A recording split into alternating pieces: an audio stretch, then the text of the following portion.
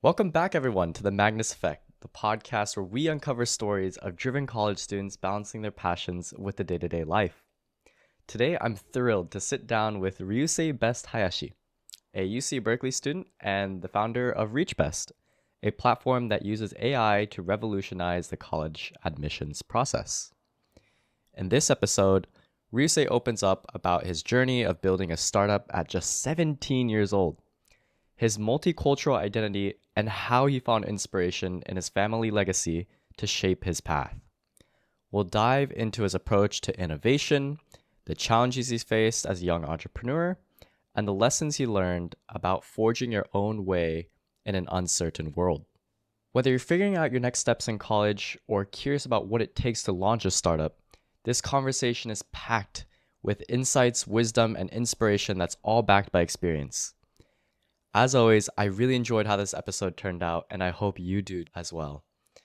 Without further ado, please allow me in welcoming Ryusei.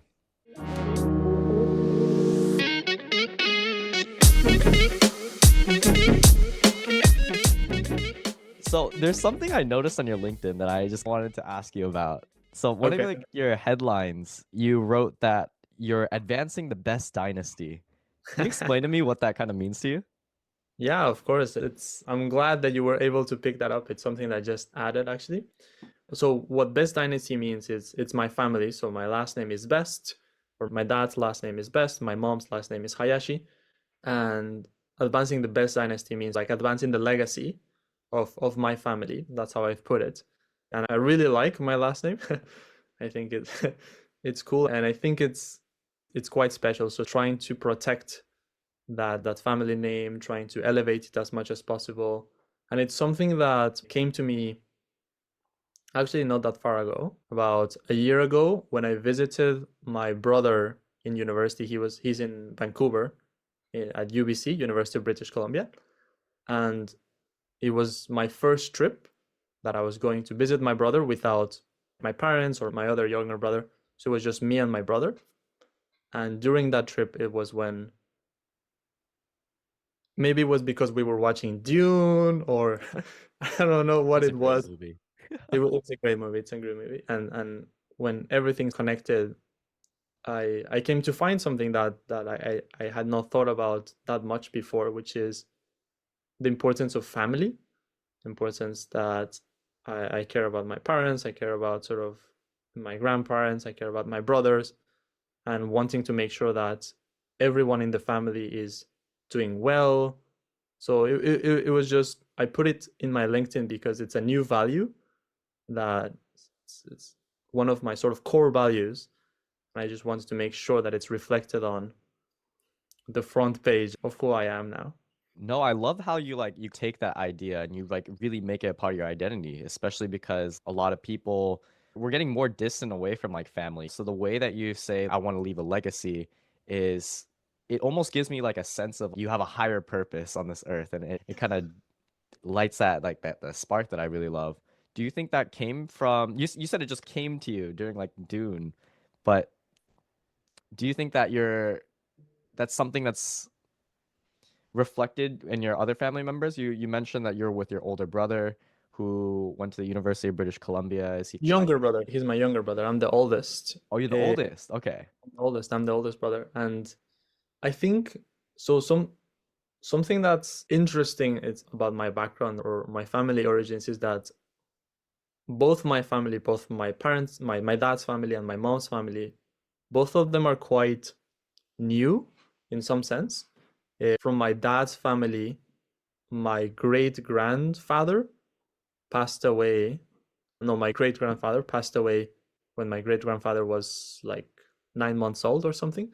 So we lost a link, and we don't really know where our like the name Best is not from Mexico, and the Best family is in Mexico. It's a weird name that's not supposed to be in Mexico. We've managed to trace it back to the UK. We don't know if it's from Ireland or Scotland, but we lost a link with our relatives from back from wherever they came from. And then So knowing your background has always been something like this pretty important to you and your family. Sounds yeah, I think since I was young, my dad was always very interested in knowing the family where we come from, and then my grandparents' sort of family, for them, they were like the first like united family that was in like Mexico. So for them, it was very important to be united, to be strong together. So I think those values naturally permeated over the generations all the way to me. And I think that's why it was probably always there, but it was not until I went to visit my brother, away from all the other sort of, because usually it's not me who's carrying that torch. And when I went to check in on my brother, I was like, oh, I have responsibilities now.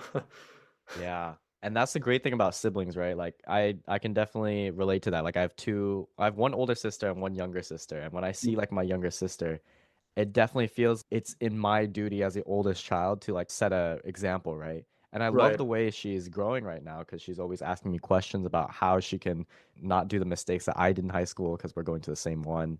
But yeah, I love the way that you say that you want to help protect. But you also mentioned a lot about like how you're taking kind of cultural aspects of both your Mexican or Hispanic background and your Japanese also. Where does like family play a role, and how do you like pick and choose what you want to take from each of those cultures, for lack of a better term? Because it seems like it's a lot. And It's I a know, lot, yeah. and it gets even more complicated because, so as I mentioned, best is not, it's not a Hispanic, it's not a Mexican last name. So it actually comes probably from like Ireland, Scotland, one of those two countries. And then, so in reality, even though I grew up with the Mexican culture, there was always like a sense of like when people talk to me, it's nah, you're not Mexican. What's up with your last name? Oh Eh, no. Then from the Japanese side as well, my mom's family actually comes from Taiwan, and then Wow. my grandparents immigrated from Taiwan to Japan during I think the colonial era, or right after the colonial era. Like there was very strong ties between Japan and Taiwan. Genetically, I'm technically not exactly Mexican. I'm not Japanese. So it makes the whole conversation about cultural identity more complicated. So I think to answer your question, I try to take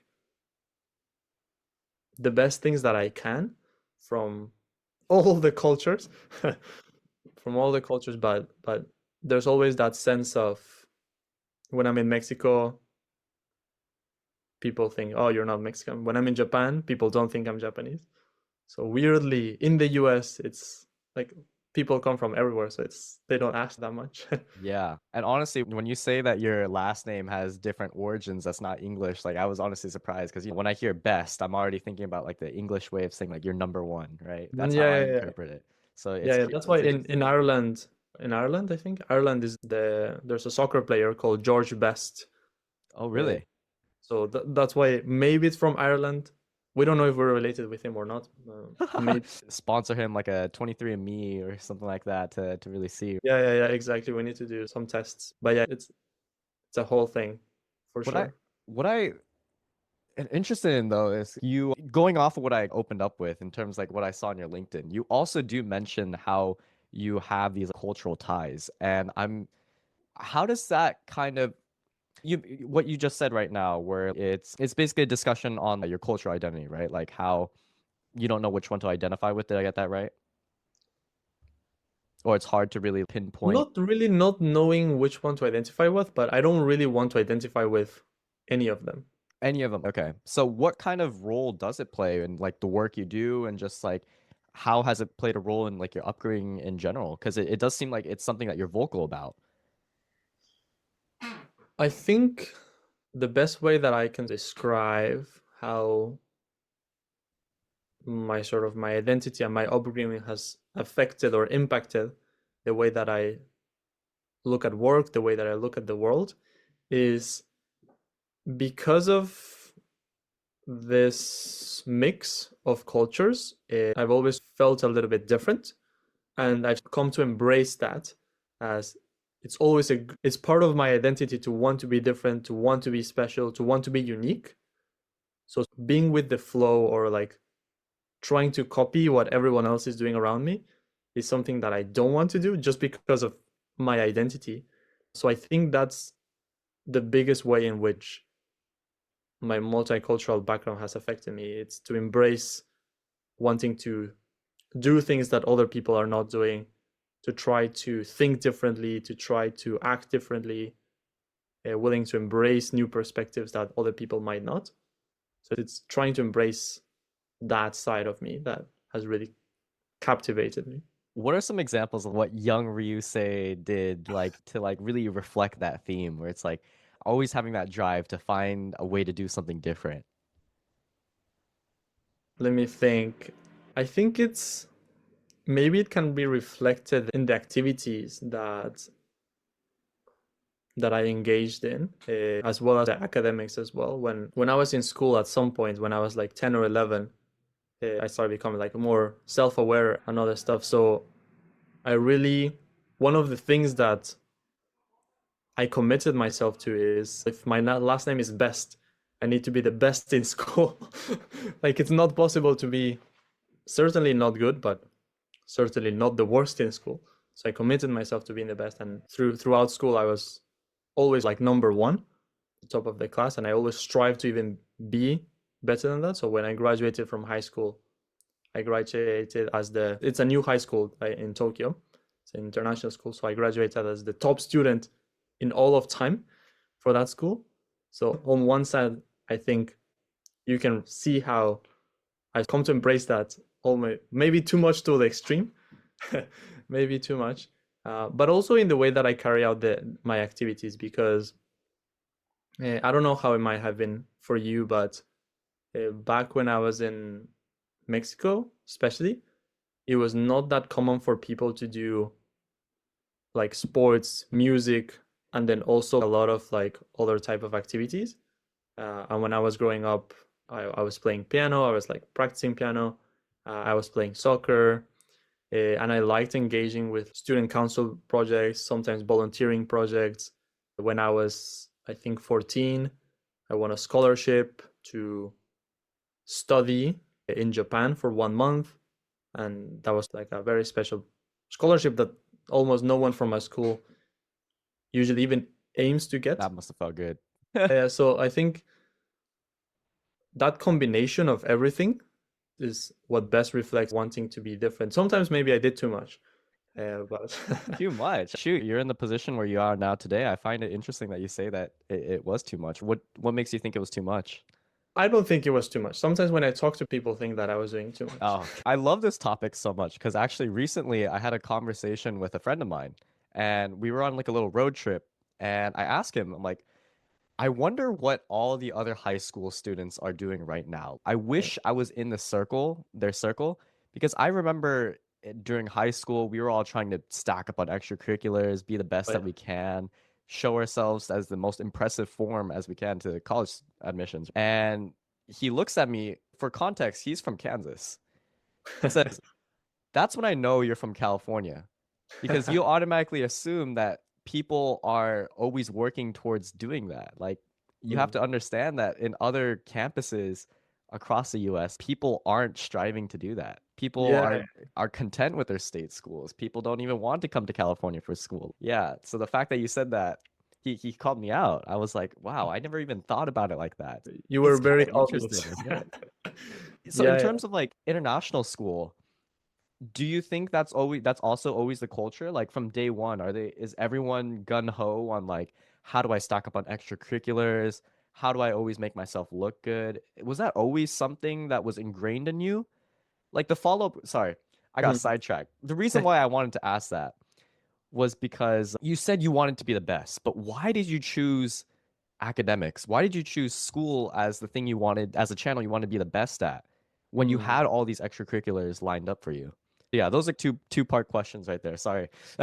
No, it's amazing that you asked that, and I think something that is maybe slightly different in my context, and maybe for international students as well, although I think international students means so many different things that I probably cannot speak for almost anybody other than myself. But I think for me, choosing school was because of two reasons. Wanting to excel in school was because of two reasons. One, because I was good at it.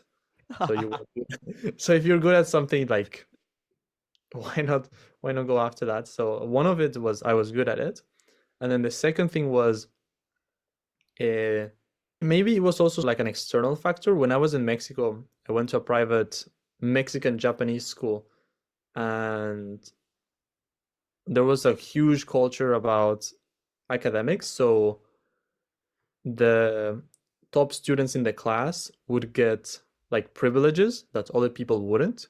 So you could skip classes, you would be invited to, in Mexico there would be, or in that school there would be like a flag holder, and then it's almost like a military exercise when you think back on it, but there would be like a 6 people who would, and then one person in the middle would carry the flag. So one person would, one squad would carry the Mexican flag, the other squad would get the Japanese flag, and the number one student in the whole class would get to carry the Mexican flag, and the number two would get the Japanese flag.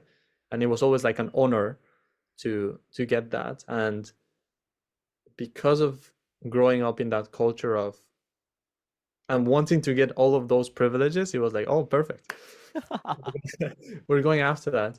And I think just after that, it just became a habit. So when I get to high school, the idea of you need to excel in high school to get into university was not, well, partly it was because I need to get into university, but it was also like, this is just what I do.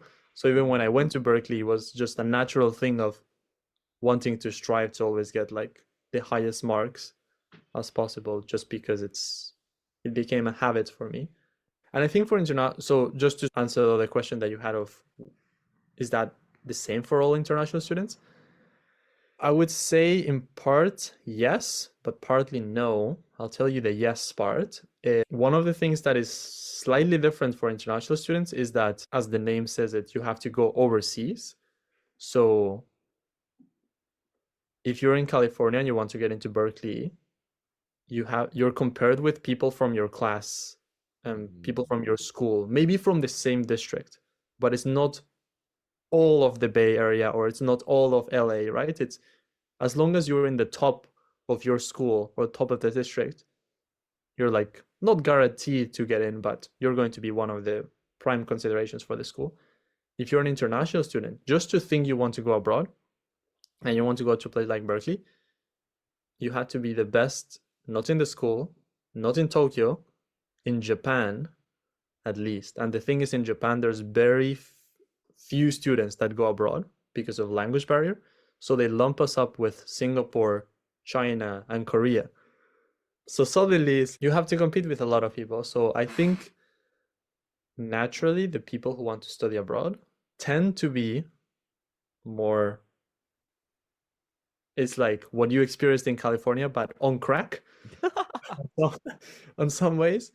But not everyone, because there's also people who might already have some connections, so they can get in through different doors.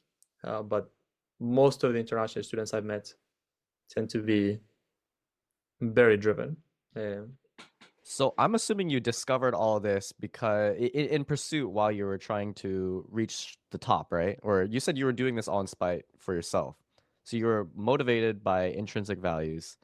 But how do people, like for me, I had no idea that's how like the admissions process worked, right? Being number one in the district or being grouped up with other people.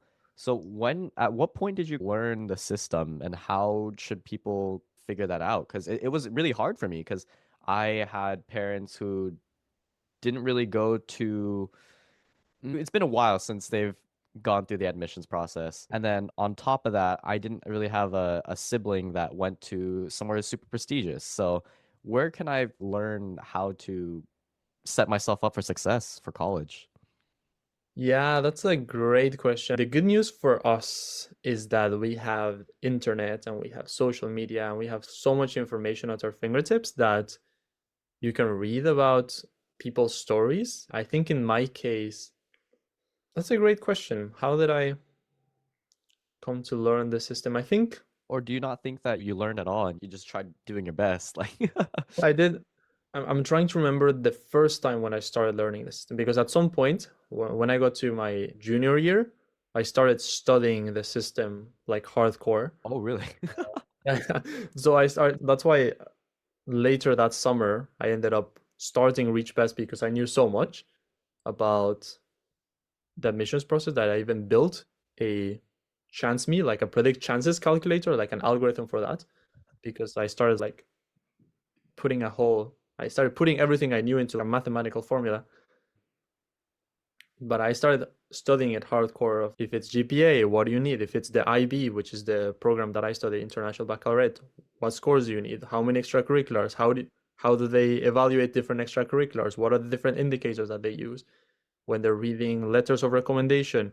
Does it matter who writes it? Does it matter what content is there? Does it matter the example? So I started like evaluating a lot of things. I started reading the admissions manuals from especially Harvard, but also some other universities. So Harvard got a lawsuit, so they had to publicize a lot of how they check admissions. Really? I didn't even know that. I started reading like a 200-page document Oh my word gosh. by word, so that I could understand exactly how they think, not just the indicators, but why they think that the way that they do.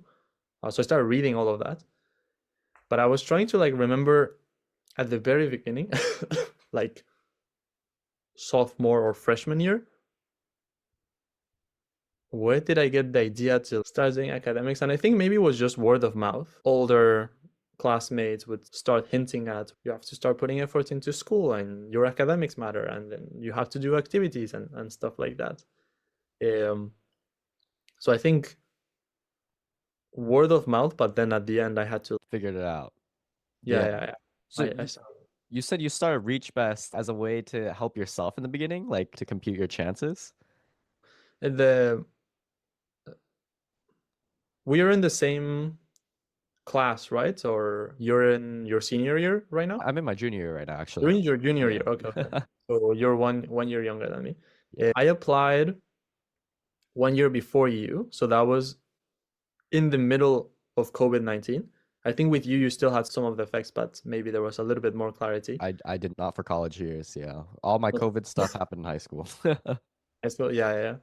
For me, I was applying to universities. It was the first cycle of university admissions that were completely under COVID conditions. So we didn't know if SATs became optional, but you could not take the SATs because the test centers were closed. Scary time. Oh my You could gosh. not do activities because if you went out, you would get COVID. Schools and academics suddenly changed from, it was not letter grades for me, but imagine letter grades, so pass, no pass. So suddenly, like everything that you learned was like gone.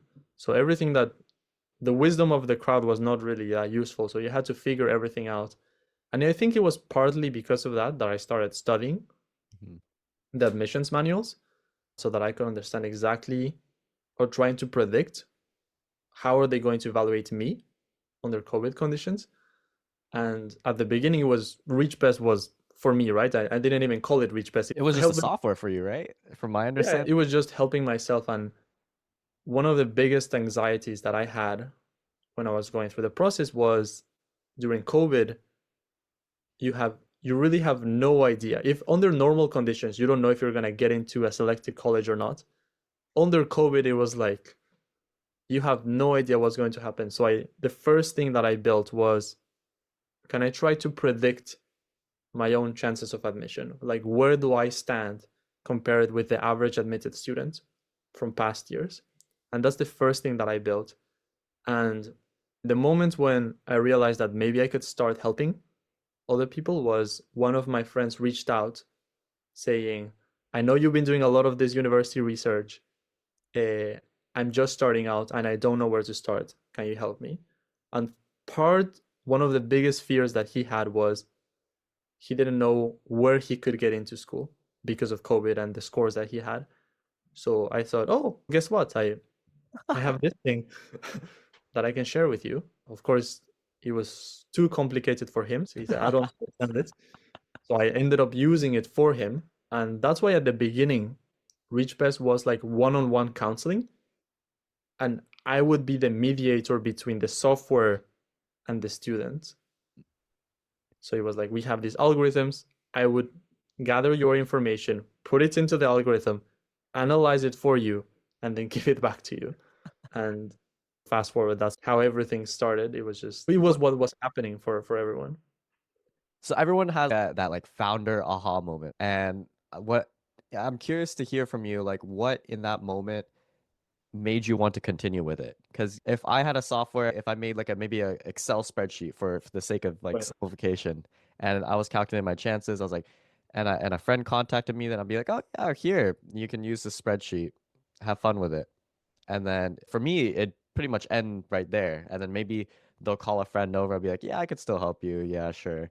But once I graduate, I'm like, yeah, that was just a silly project. I don't need to continue that. So what made you want to like continue with this like for so long? Because now, yeah, you graduated, you started this when you were in senior year, you said? Yeah, I was 17. 17. Wow. That's insane. Yeah, what drove you to continue with this project? Yeah, that's an amazing question. I think actually I did start with Google Sheets. I started with Oh, Excel. no way. So the mathematical formulas was everything in Excel, because that's what I knew back then. I totally Uh, thought you knew like Python or something, and you were just like no, no, no, going no, away at it. Like, no, no, no Python. It was just Google Sheets, and I just put everything into that Google Sheets to start calculating everything manually. And that's why it was so hard to use as well, because it was my formulas all over the place. Yeah. And I think for me, the moments when I decided to continue, I think there were three key moments for me. First is at the very beginning, wanting to start to do this more seriously. And at the very beginning, I actually started it because, according to my own predict chances, I realized, I am missing one super extracurricular. what does that In mean? order, so there's two types of extracurriculars, right? There's the regular extracurriculars, and then the super is the one that makes you stand out. The regular ones are like your casual volunteering or like soccer, whatever you do outside of the things that you really focus on, because you cannot focus on 10 things like the whole time, right? So I was missing one super extracurricular to make sure that I have the highest chances. And I thought, oh, I already have this calculator. I have friends who want help. I could turn this into some sort of project. So my initial motivation was that, how do I turn this into a project? And I studied business management. And even since before, I was always interested in like building apps and different stuff like that. So I thought, let's not make it like volunteering. Let's try to turn this into a business. Okay. So from the beginning, there was some idea of, I want to turn this into a business. So I started trying to like charge people, sell for the services, make it more like official. So I started building an Instagram page, take photos, make a logo and stuff. So at the beginning it was just that. I was just, I need an extracurricular. I want to do a business at some point. Let me learn by doing. So I put everything together. And then the second moment was, I finished my university applications. Am I really going to continue with this? It's the moment of, it was fun, but, and I was lucky that I showed the algorithms, the whole service, to the principal of the school. It was a weird thing that I decided to do, but my dad was pushing me like, oh yeah, it's cool. You should show it to the principal. I was okay. And I had never talked to the principal. And I sent him an email like, oh, I want to talk to you. I want to show you this. He said, oh, Josh, come on in. And then he brought me to like his huge office. And then I came with like my tiny laptop. This is what I do. And then you put the numbers and this happens. And the principal was like blown away by what I had done. And then he started talking about all sorts of different ideas that came to my mind. Of course, I did not understand what he wanted. I ended up continuing the conversation. We started having Zoom meetings. And at some point he said, you could come work for us, like the high school. We'll hire you as like the director of IT or director. It didn't exist back then. It was before ChatGPT. So like director of technology or something. And you'll just build this and we'll put it inside of the school. And I was like, oh, this is interesting. out of high school, I already have a job offer. And I had to tell him, no, first let me go to Berkeley. That was my dream. Let me go study abroad. Let me learn more about what I'm doing, and then we can come back to that. But it was like it was a first moment where I realized this could be more serious than what I had originally thought of, just helping friends. And when I got to Berkeley, I was also very lucky. So the third moment was in Berkeley, in the same floor as me, like 2 or 3 doors away from my dorm, was another guy who was doing startups. What? And had just started his startup, and then he had already tried one before. It didn't work. But he was on his second attempt to try to do a startup. And then I became friends with him. And then he started teaching me about Wow. you can raise money, and then you can raise BCs, you can look for investors, you can charge more, you can put AI, you can put, back then blockchain was the big thing. So he was telling, yeah, just put blockchain in your just shove it in, and I swear you can raise $6 million or something. And I was like, you're crazy. But he did teach me a lot. And then he ended up dropping out of Berkeley after 1 semester, got into Y Combinator, raised $6 million, and he's in New York right now. He's doing really well. But he became like an inspiration for me of, wow, you can really do this. And he was like younger than me. So it was crazy. So when I put everything together, I said, yeah, we're going all in on ReachBest. Like the universe sending you a sign. They're giving you the golden keys. Exactly. So I think it was those 3 moments, that it was not a singular aha moment. It was like gradual, and those 3 key moments were the things that really set everything, so that I would really go all in on ReachBest while I was at Berkeley and even now. So when I start my projects, or before I started the podcast, I felt like I was talking about this idea for a good 5 months, telling people I was going to do it, I was going to do it.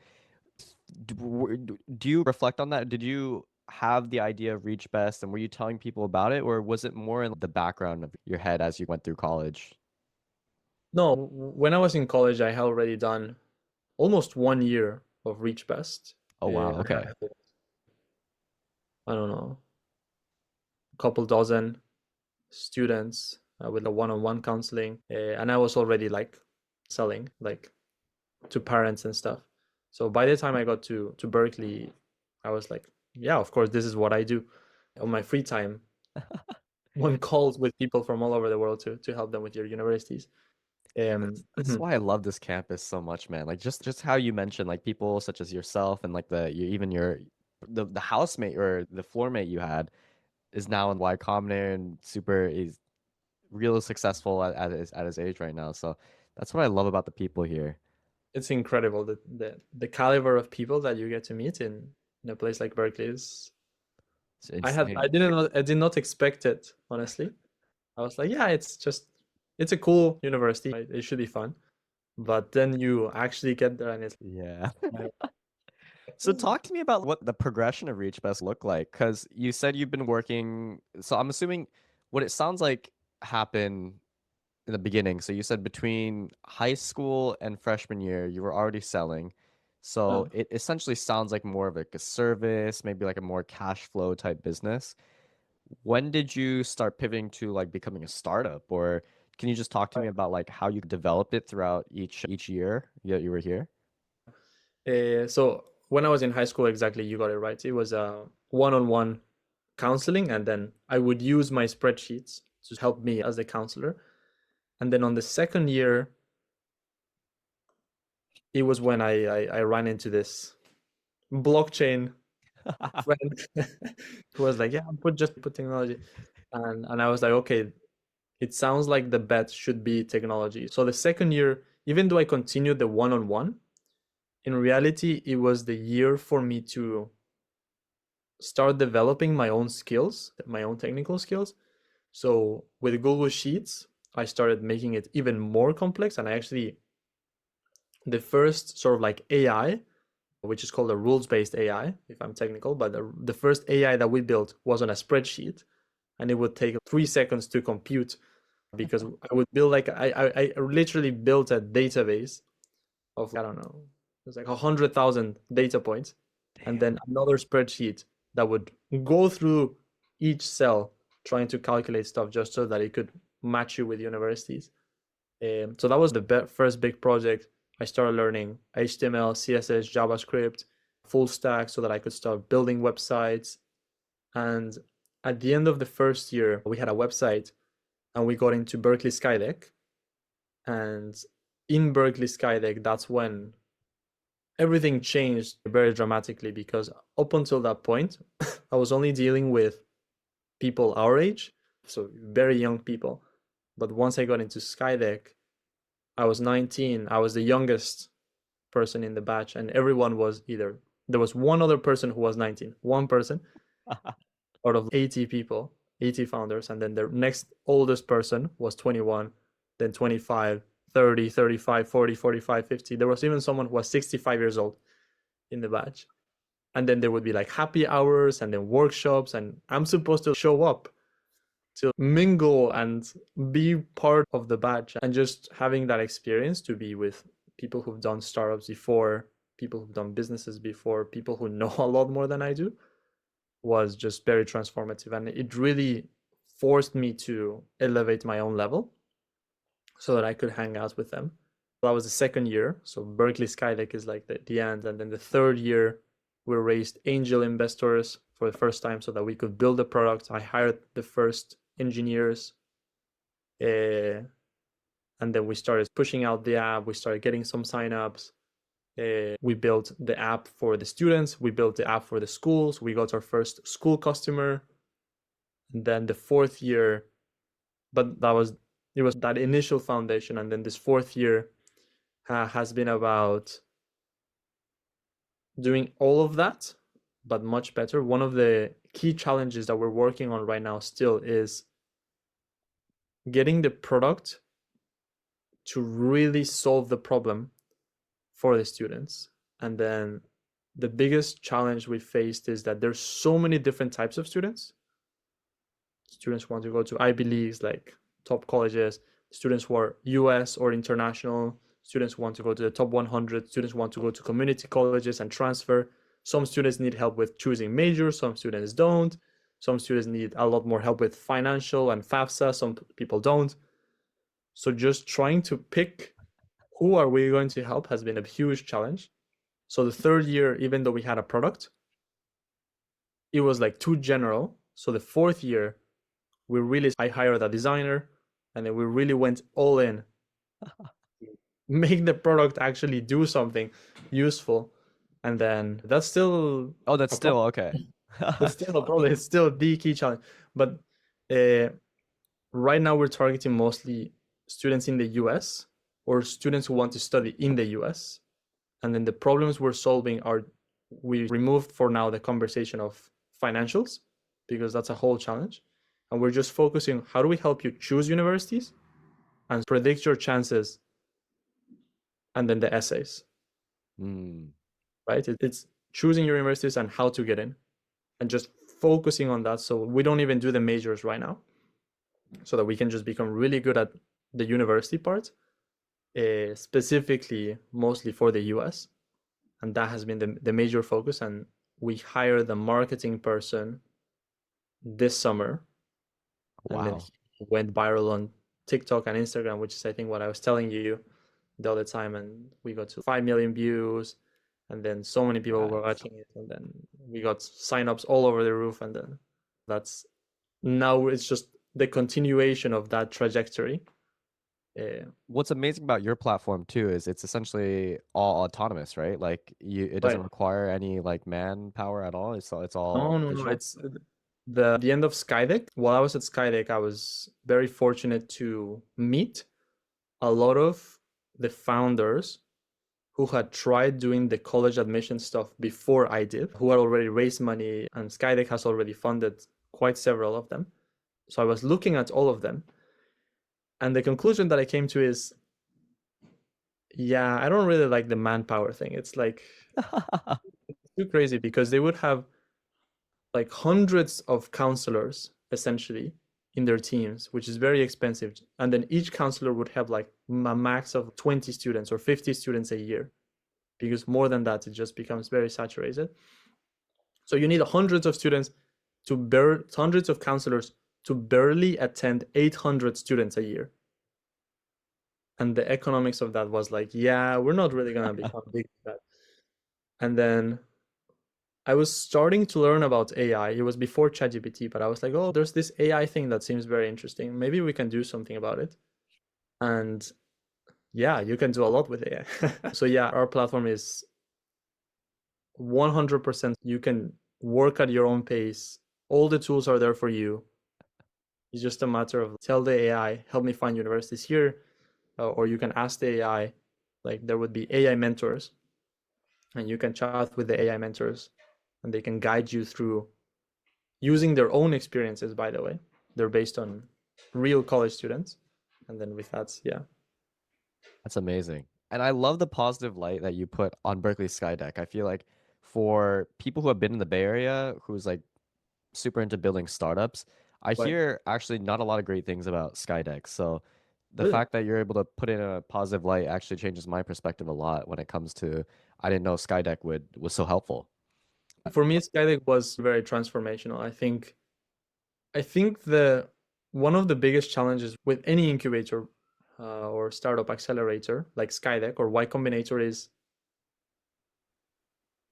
especially for students, if you don't know what you're supposed to do,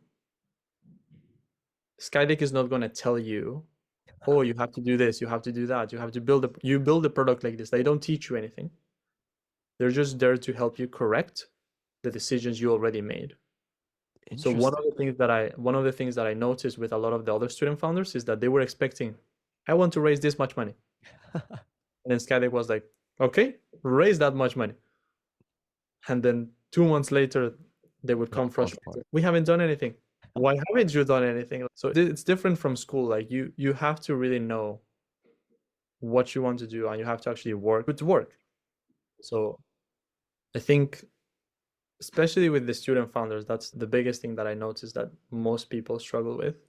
It's just how to really get value of Skydeck is you'll really have to have.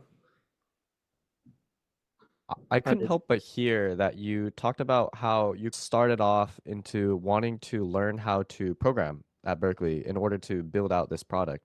So, coming from an approach where you learn all this in order to build, walk me through how you finally made the decision to hire an engineer, right. especially because you're someone who knew the technical skills. Why would you how'd you justify the expense that it would cost? Yeah, I'd be curious about that. Yeah. So that's a great question. So maybe let me clarify one thing. I actually, although I've learned a lot of the technical stuff, I am not exactly technical. While I was at Berkeley, my major was political science.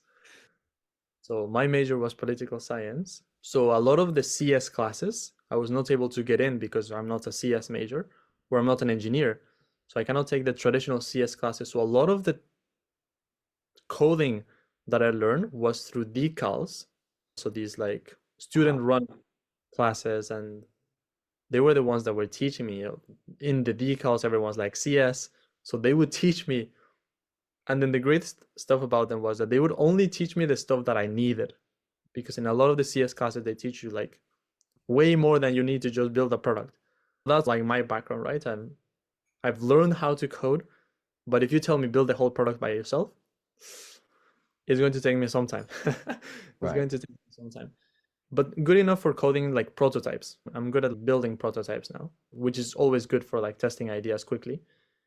But at some point I realized that if we're going to build an app, I need someone who can build it fast more than anything. So I learned speed. how, yeah, Yeah. speed was really critical because I was like, I'm not going to spend 6 months just building an app and then figure out later like it doesn't work.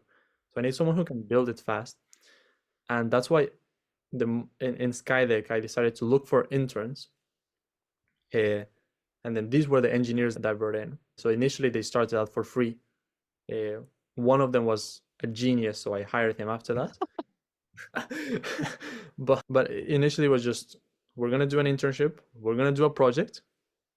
Me, Ryusei, I'm going to focus on design because coders are usually not that good at design, or they don't want to spend the time to that. So I'll do the Figmas, I'll do the UI UX, you do the coding, and then we'll see what happens. And then that synergy with that guy was incredible. So hired him. Now we're working together, and he's my main tech lead for all the development stuff. But that's a journey. It was out of necessity in some ways. And I remember in our earlier talk, that kind of shifted the way that you approach hiring altogether. Want to talk about it is about ReachBest that's so unique about you guys in terms of the hiring process? I think the thing that's unique about our hiring process is, maybe going back to my identity, we try to do things differently than everyone else. One of the things that I noticed very quickly was, even since high school, is if you try to hire the way that big tech companies hire, like corporates, you get good average people, but usually that's not good enough for a startup, because in a startup you need someone who can do everything for their particular sort of role. But in a big tech company, people specialize. If it's coding, you specialize on front end, you specialize on cloud, you specialize on back end, you specialize on like DevOps. If it's machine learning, you don't specialize on everything. You specialize on supervised learning or unsupervised.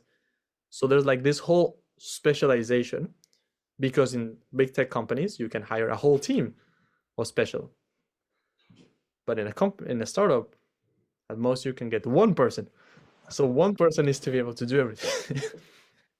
So probably one of the biggest things that I've learned over the past 4 years is how to find and recruit those few individuals who can do everything.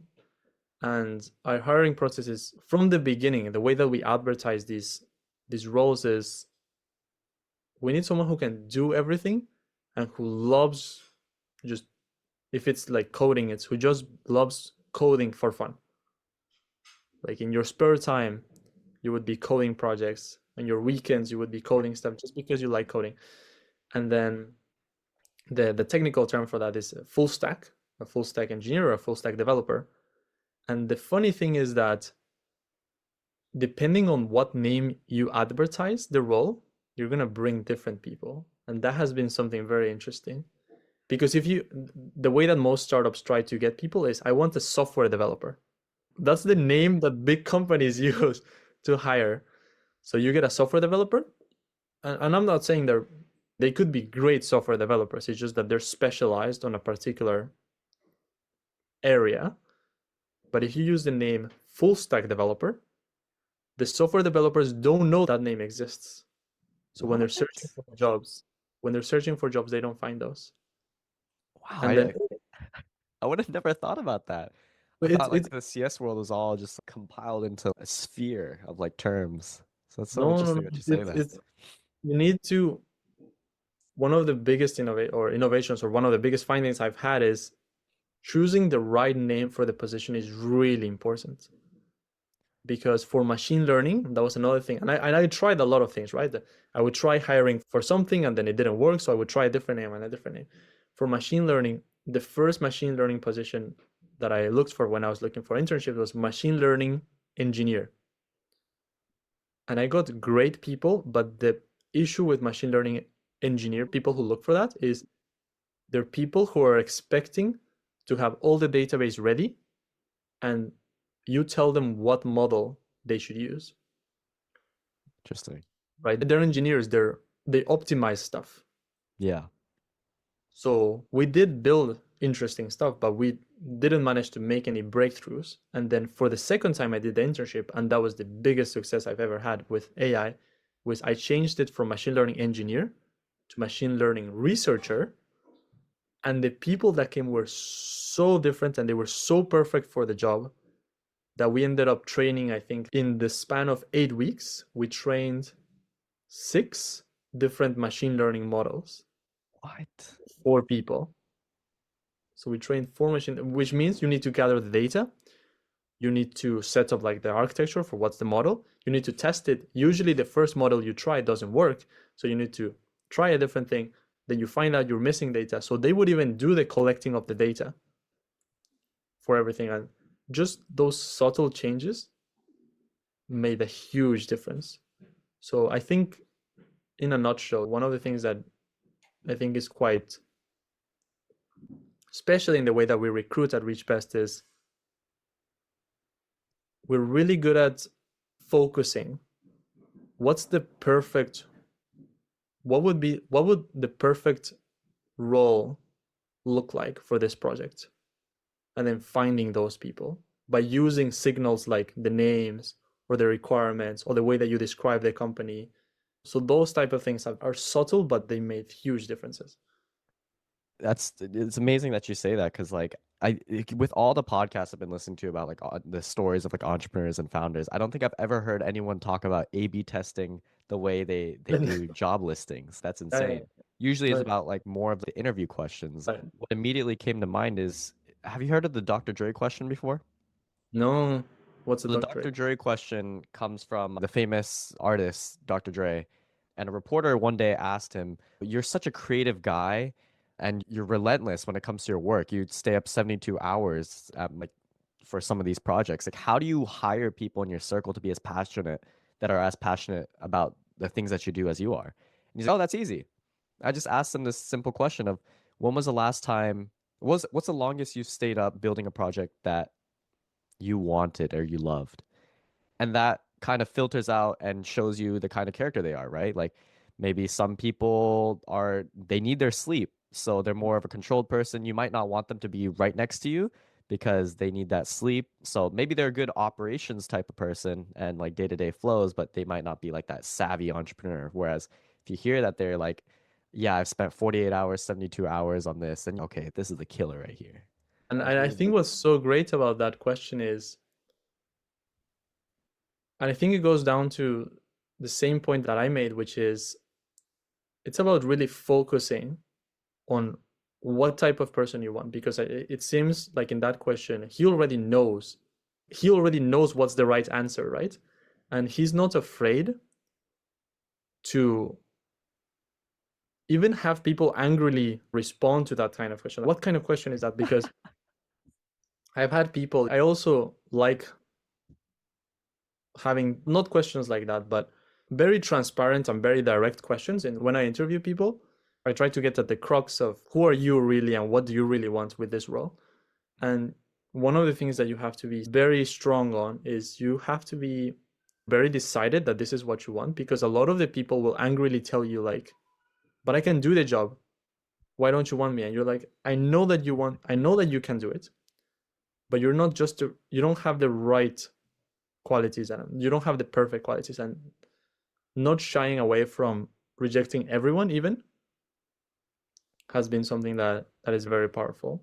It's like a really mature mindset too, because it's hard to really be choosy when you're like a startup that But isn't like backed by Andreessen Horowitz or like A16Z, right? Like it's so the fact that you're able to have that patience is something that's like extremely admirable. yeah, Yeah. even though I say patience, I need to be careful with how I say this, but I'll say it to you. But in reality, it's a lot of patience, but at the same time, we've learned how to automate a lot of the recruitment process so much that whenever we recruit, we would use platforms like AngelList or Wellfound.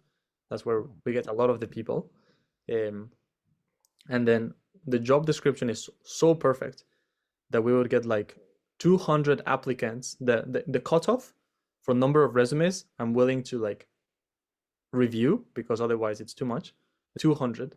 So the thing that we measure is how many days, how many hours does it take to get to 200 resumes. And then the first time we tried it, it was like 7 days to get to 200. The second time was like 3 days, like 72 hours. Then the third time was like 48 hours. And then the last time, the record we have is 19 hours. And I was sleeping when that happened, that when I woke up, we were already at 290. And I was like, You're I setting had to, KPIs on your application. That's so funny. yeah. So that, even though I say patience, it's times have become very short to get the applicants that we need. So it's also been quite an interesting Journey. method that we found that's really cool. I love that so much. I want to make sure we can get into the rapid fire questions. So Right. let's switch gears here. Let me try to answer also with rapid fire spirit because sometimes I don't know. I feel like a lot of the conversation, the questions we've had so far, like it's been really good so far. I honestly lost track. I'm looking at the time right now. I'm like, oh fuck. Let's see. You might have answered this one. Let me know if you just want to pass on it, if you think you've answered it pretty thoroughly so far. The college admissions process hasn't changed much in decades, yet you've set out to transform it using AI. So, what do you think is like the biggest flaw when it comes to traditional college counseling that ReachBest is designing to overcome? That's an excellent question. I think the biggest challenge we're aiming to overcome is how do we provide a real view of what a university actually offers? I think that's the biggest thing because a lot of the internet has been great to get a lot more information than before. But now the problem is that it's saturated with a lot of advertising, a lot of promotional content, a lot of self indulging content, like we're the top university for this. And then we have the best professors. So it has become really difficult to navigate. What does this offer? What does this school actually offer for me? And one of the biggest things that we've done is the AIs can search through the web to find those student reviews, to find those rate my professor reviews, to find comments on YouTube videos, find comments on different media so that you can triangulate, is what they're saying actually true or how much of it is true. So I think the biggest thing is overcoming that. How do we provide a real perspective on this is what Berkeley actually offers versus other schools? And yeah, I Like think a that's what personal audit. Yeah, I love it. So you're not just helping individuals apply to college, you're also displaying how AI in today's day and age can be used for crucial moments in one's life, such as college admissions. So what's your long-term vision of Reach Best, and where does your confidence lie that you're approaching this problem in the right way? I think that my confidence lies my biggest source of confidence is again very intrinsic. It's I'm building what I wish I had when I was applying to universities, especially during tough times. So the benchmark for me is applying to university during COVID. My confidence lies mostly from I know where we're heading because that's the pain point that I had. And it's not until we can solve university applications at that with that level of uncertainty. That's my biggest driver for confidence. And in terms of the vision, it's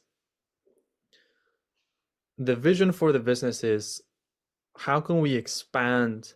How can we really help all of those students who need university assistance, but maybe cannot get it because maybe they didn't have the right resources or maybe they just come from like a tough background. So how can we help everyone who is seeking? That's the grand vision for the business. And then for me, what I hope to achieve maybe with ReachBest or maybe over the next 30 years is how can we take that one step further and start integrating technologies such as AI, but not only AI, to transforming the way that education happens as a whole. Because education is not supposed to be schooling, right? Education is for everyone, for any age. It's not only the crucial years from like when you're 3 to 22 or whatever that is. Education should be for any age, and you're always learning. So the biggest thing that I want to bet on is technology is going to change drastically the way that people think, the way that people inquire, the way that people learn.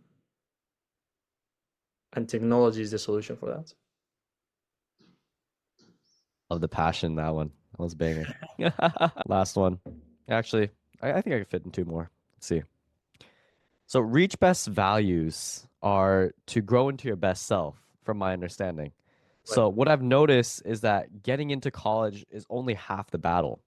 There's so much more you still need to do on campus to help yourself grow and also gain experience for the professional world. So what key habits or traits have you found to be the most crucial in becoming a successful student on campus?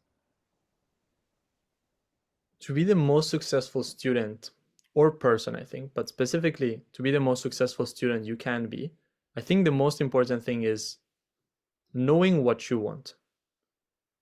And knowing what you want with some degree of like long-term vision. Because if you know what you want, then it becomes really easy to plan ahead of, in order to reach this goal, I need to satisfy all of these requirements so that I can successfully become into this person that I want to become. Because when I first got into Berkeley and I arrived, I had two competing visions. It was either I go for ReachBest, or the other one that I was very passionate about was I can try continuing academia to go for Rhodes Scholarship, which is where you go to Oxford University on like a scholarship so that you can study your master's or PhD over there. And it's like a very prestigious university, of course, and a scholarship. But from the moment I set foot on Berkeley, I was already thinking, what's going to be my next big vision for the time I'm going to be at Berkeley? So always having that ability to think ahead, I think, is really important, or it's maybe the most important thing. The first step, let's say, because there's a lot of things that also happens after that. So having conviction of and a vision in mind to guide your Vision life. first, vision, then conviction, and then execution, of course. But that's a whole different conversation. That's amazing. What's the biggest mistake? What's the biggest mistake college application oops. What's the biggest mistake college applicants making on their application, and why do you think it's so common? And how is ReachBest solving this issue? I think the biggest mistake a student might make in their college applications is to write or to show yourself how you think other people want to see you, instead of actually portraying yourself according to who you are and what you actually want. And I made that mistake as well when I was applying to colleges. And it's something that even with ReachBest, it's really difficult to solve, because I think it's more of a maturity problem. Like, you need to have a lot of self-introspection to know what you want.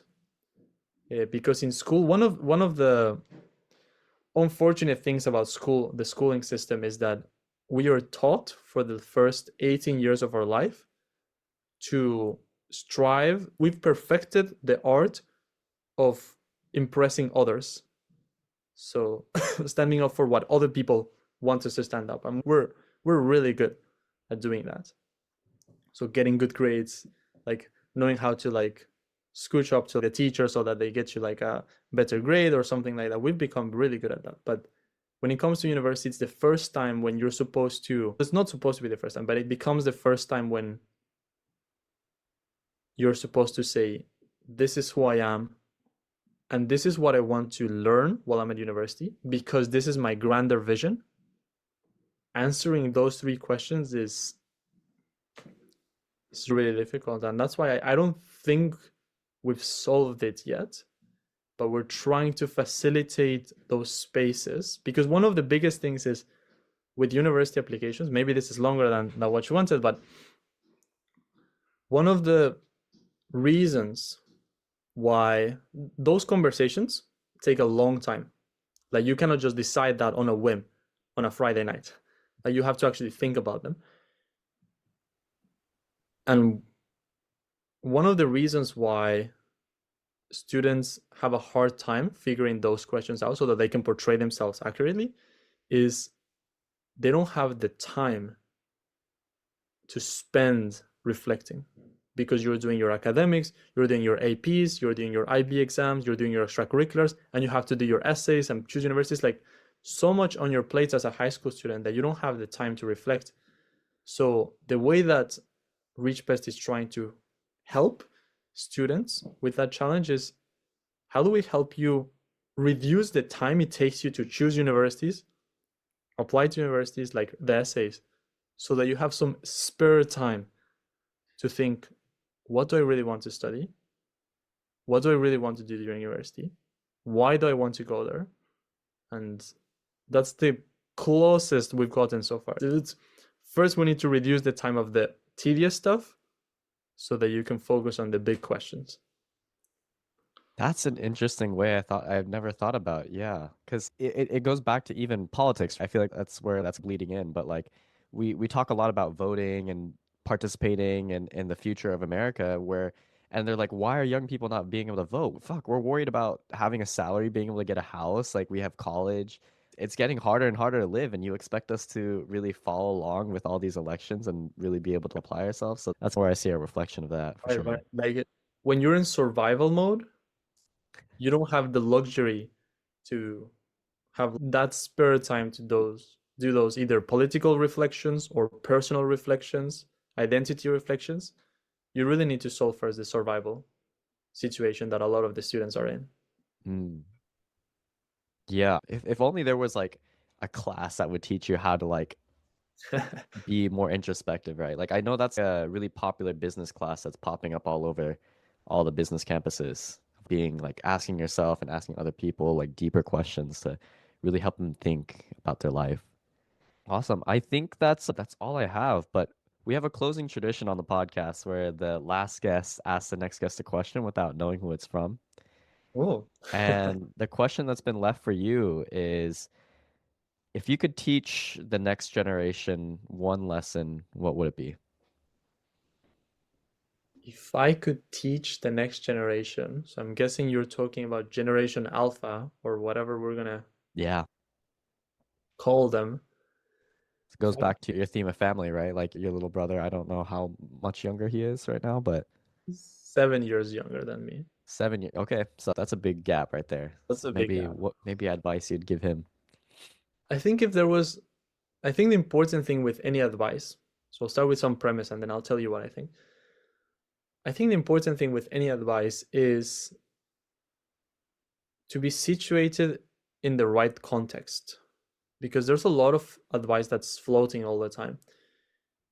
But the best advice I've ever heard is always fits into the context in the times that we're living and the challenges that we're facing nowadays. And I think the biggest challenge that we're facing, us as Gen Z and then the next generation, is we're in a time of huge uncertainty because of technological revolutions like AI, climate change, political change, to put it as neutral as possible, right? We're in a time of big changes, and the lessons that our parents have given us are probably not going to be such a useful guide for us. Like getting good grades, get a good job, try to go up the corporate ladder. That kind of advice, I think, doesn't resonate with a lot of people. But the problem is that because there is no alternative path, that's what we have ended up doing as a generation, even Gen Z, right? I'm not even talking about the next generation. So the biggest advice I would give to us, Gen Z, and the next generation is the solution for all of this uncertainty is you have to build your own path. That's the only way that I can see someone moving forward. You have to have the capabilities, the ability, and the confidence to build your own path, to set your own path, and then to actually follow it. Even if it strays you far from what is normal, even if it strays you far from what people think is good. But I think that is going to be the biggest thing. And to have that confidence is probably going to be the biggest challenge for us as Gen Z that we're graduating, entering the workforce.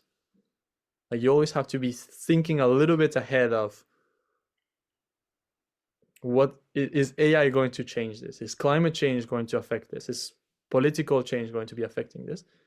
So we have perhaps a lot of things on our minds, perhaps compared to previous generations, especially like millennials or Gen X was the end of the Cold War. So for a time there was happiness, no wars at least. Then with millennials, they were dreaming about utopias, about SDGs and the UN and human rights and all of that. Everything was very utopian. You could do whatever you want. You can be whatever you want.